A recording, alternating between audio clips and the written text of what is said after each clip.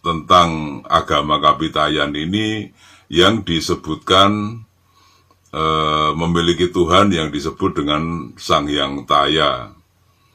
Itu juga keliru.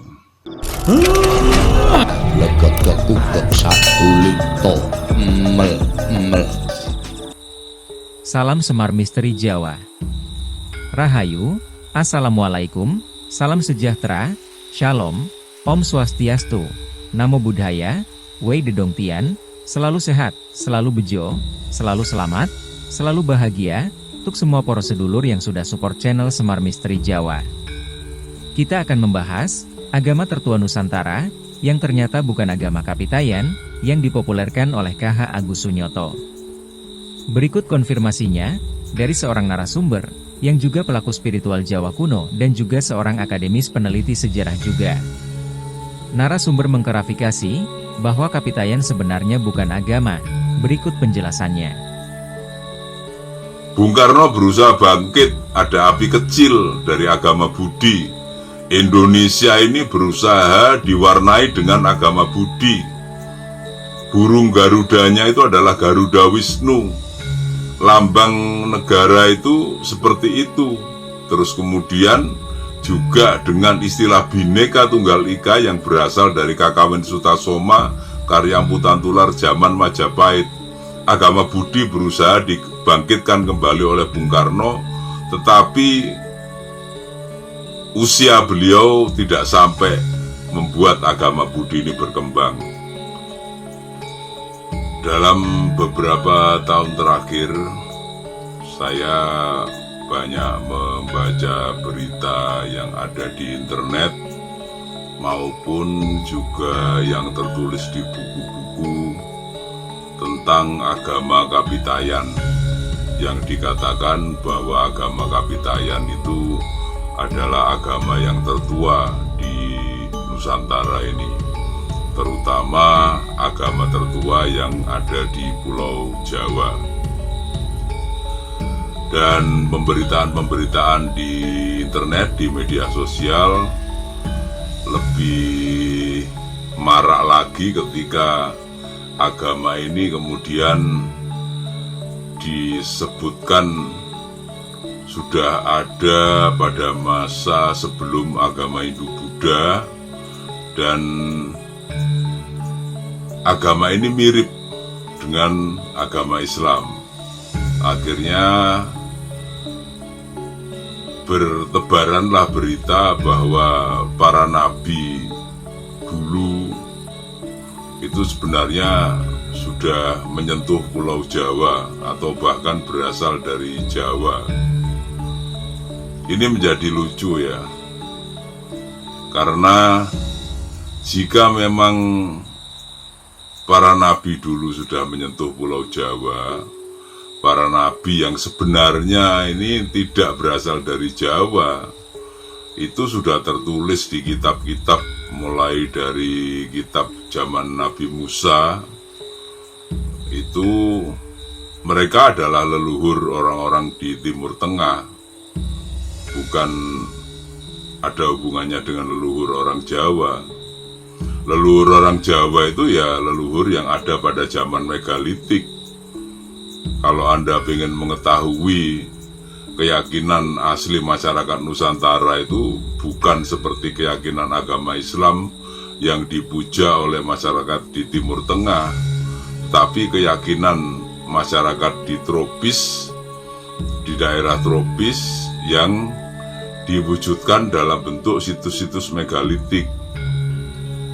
Sampai jika Anda menelaah ada situs di Bondowoso, itu situs megalitiknya ada patung juga tentang leluhur itu yang masih bisa terdeteksi bentuknya.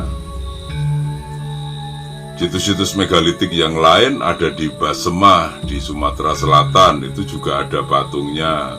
Terus kemudian di Sulawesi, di situs Lindulore, itu situs-situs megalitik yang dideteksi kira-kira 10.000 tahun sebelum Masehi. Sama sekali budaya-budaya megalitik itu tidak berhubungan dengan budaya-budaya Arabia, tidak berhubungan dengan budaya-budaya Timur Tengah. Jadi jangan berkhayal bahwa para nabi-nabi yang hidup di padang pasir itu terus kemudian bisa menghuni Nusantara ini. Tata caranya, budayanya sudah berbeda. Caranya memahami Tuhan sudah berbeda dengan orang-orang yang ada di Timur Tengah. Masyarakat yang hidup di tanah yang tandus dan gersang, budayanya berbeda dengan masyarakat yang hidup di tanah yang gemaripah lojinawi seperti yang ada di Nusantara ini. Terus saya membaca juga tentang agama Kapitayan ini yang disebutkan memiliki Tuhan yang disebut dengan Sang Hyang Taya. Itu juga keliru. Sang Hyang Taya itu bukan merupakan Tuhan yang utama bagi masyarakat Jawa, karena Tuhan yang utama bagi masyarakat Jawa itu adalah Sang Hyang Tunggal. Dan itu tertulis dalam serat Parama Yoga bahwa Sang Hyang Taya ini merupakan putra dari Sang Hyang Nurasa. Jadi sungguh keliru kalau terus kemudian memuliakan Sang Hyang Taya itu disebut dengan agama Kapitayan. Hal yang lain, Kapitayan itu sebenarnya kata-kata yang berbahasa Jawa halus. Kapitayan itu adalah artinya kepercayaan. Kapitayan Jawi misalkan begitu, orang berbahasa Jawa halus itu menyebutnya sebagai kepercayaan Jawa. Kapitayan Islam, Kapitayan Kristen, Kapitayan Buddha Jawi Wisnu. Kapitayan itu artinya adalah kepercayaan. Dan kata Kapitayan walaupun mirip dengan Sang Hyang Taya itu tidak ada hubungannya antara Kapitayan dengan Sang Hyang Taya. Bukan terus kemudian karena ada Kapitayan, ada kata Tayanya disamakan dengan Sang Hyang Taya. Ini sudah sangat berbeda kondisinya. Sang Hyang Taya disebutkan sebagai putra dari Sang Hyang Nurasa, sedangkan Kapitayan sendiri artinya adalah kepercayaan.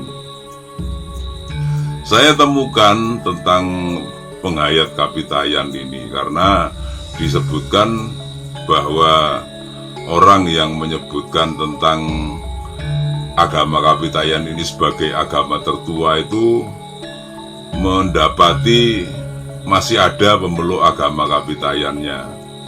Saya cari, ternyata memang ada penghayat kepercayaan Kapitayan dan itu baru dibentuk pada tahun 1970.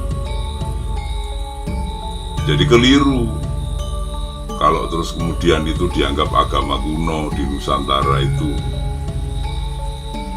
Saya baca lagi lebih lanjut tentang istilah Kapitayan itu, menyebutkan adanya kekuatan tu begitu.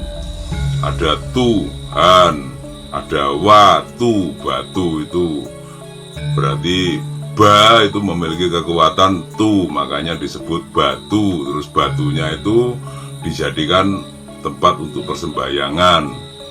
Disebutkan juga ada tu, pintu, pin dengan kata-kata tu. Ini juga memiliki kelemahan dari segi bahasa. Kalau orang itu melakukan penelaahan bahwa agama tua itu menggunakan kata-kata tu sebagai kekuatan, akan ditertawakan, akan dibodoh-bodohkan bangsa kita ini kalau mempercayainya oleh para ahli bahasa. Karena kata waktu, batu itu hanya ada di bahasa Jawa Baru. Sedangkan di bahasa Jawa kuno, kalau Anda baca berbagai macam karya-karya sastra kuno dari era Majapahit, dari era Kadiri, dari era Kahuripan, batu itu bahasanya adalah sela, selo. Jadi bukan watu. Watu itu bahasa Jawa Baru. Juga ada tentang pintu. Lah pintu ini juga bahasa Melayu juga, yang tidak ada hubungannya juga dengan istilah di Jawa. Kapitayan kalau menggunakan bahasa Jawa, terus kemudian pintu itu menggunakan bahasa Melayu, ini jadi error kalau terus kemudian dia aku kodak gaduknya jadi kelihatan ngawurnya. Jadi jangan lagi menganggap bahwa agama kuno yang ada di Nusantara, yang tertua di Nusantara itu adalah agama Kapitayan. Agama kuno yang ada di Nusantara itu contohnya itu adalah agama Marapu yang ada di Sumba. Agama Marapu yang ada di Sumba itu adalah agama yang masih dipeluk oleh masyarakat Sumba yang tidak mau memeluk salah satu dari 6 agama yang diakomodasi oleh pemerintah. Agama Marapu itu tata caranya masih menggunakan tata cara megalitik, tata cara zaman batu besar. Itu masih lestari sampai sekarang di Sumba. Itu adalah contoh dari agama tua di Nusantara. Di sisi lain, masyarakat di Jawa itu masih memiliki bekas-bekas dan jejak-jejak keyakinan yang tidak dipengaruhi oleh agama-agama besar yang ada di Indonesia ini. Jejak-jejak keyakinan itu contohnya seperti tentang sedulur papat limo pancer, contohnya tentang hari-hari yang pasaran 5 hari, tentang hari-hari Legi, Paing, Pon, Wage, Kliwon, begitu, yang dikoordinasikan juga dengan Wuku.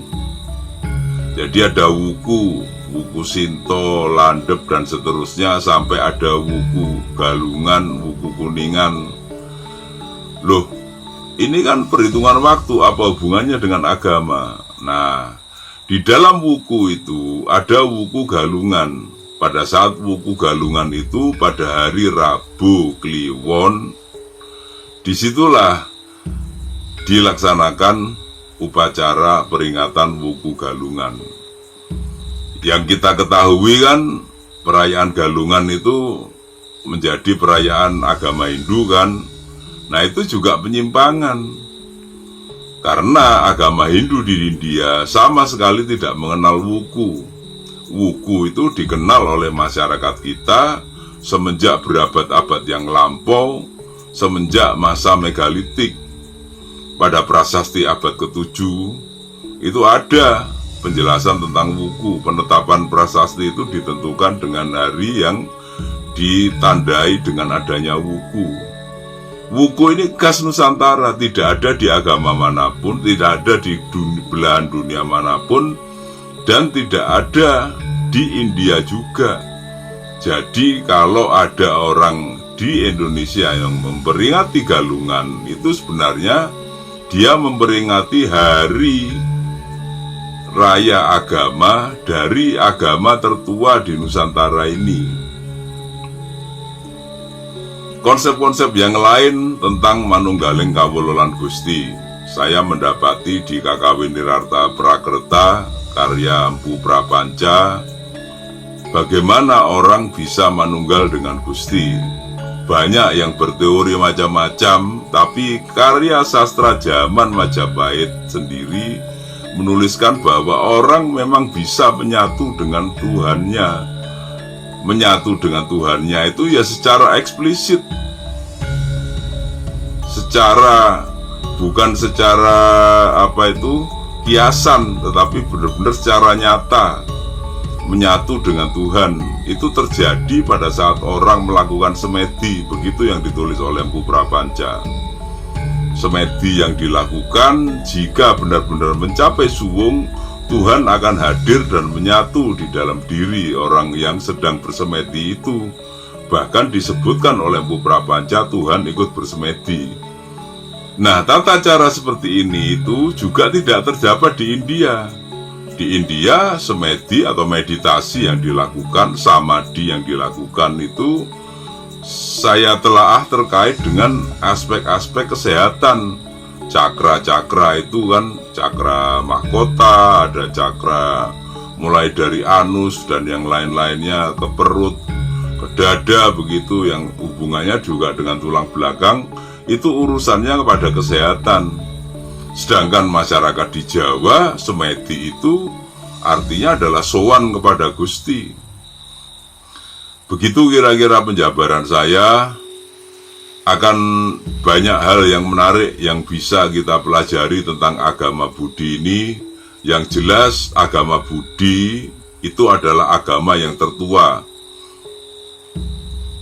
Sedulur papat limo pancer, manunggaling kawulolan Gusti, puasa mutih, itu adalah agama yang dipeluk oleh masyarakat Jawa sebelum adanya agama-agama besar di Nusantara ini. Bukan agama kapitayan, dan sama sekali agama Budi itu tidak identik dan tidak berhubungan dengan agama-agama yang ada di Timur Tengah maupun di India maupun di Eropa. Agama Budi ini agama yang benar-benar totok khas Nusantara. Semua yang dijabarkan dalam agama Budi semuanya asli dari Nusantara. Dan di buku itu saya jelaskan juga, saya mendapati zaman megalitik di Bondowoso ada patung yang mirip dengan Eyang Sabtopalon. Juga saya dapati ada patung di wilayah Sumatera Selatan, di situs Basemah, di zaman megalitik juga, yang mirip juga dengan Eyang Sabtopalon. Oleh karena itulah saya berani mengatakan bahwa agama Budi itu memang sudah lestari sejak zaman megalitik. Hanya saja agama Budi ini ketika zaman kerajaan Tarumanegara, di mana tertulis sebagai kerajaan tertua di Nusantara pada abad ke-4, ke-5 itu agama Budi ditempeli oleh agama Wisnu. Pada zaman kerajaan Mataram kuno, agama Budi ditempeli oleh agama Hindu dan Buddha. Pada zaman kerajaan Majapahit, agama Budi ditempeli dengan agama Siwa Buddha. Nah, pada zaman kerajaan Demak, Demak ini tidak mau menempelkan agama Islam ke agama Budi. Demak justru ingin menindas, menghabisi agama Budi ini.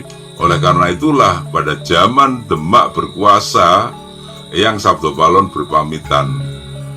Eyang Sabtopalon memberikan waktu, silahkan buktikan 500 tahun, diberi waktu, apakah masyarakat kita ini bisa berjaya.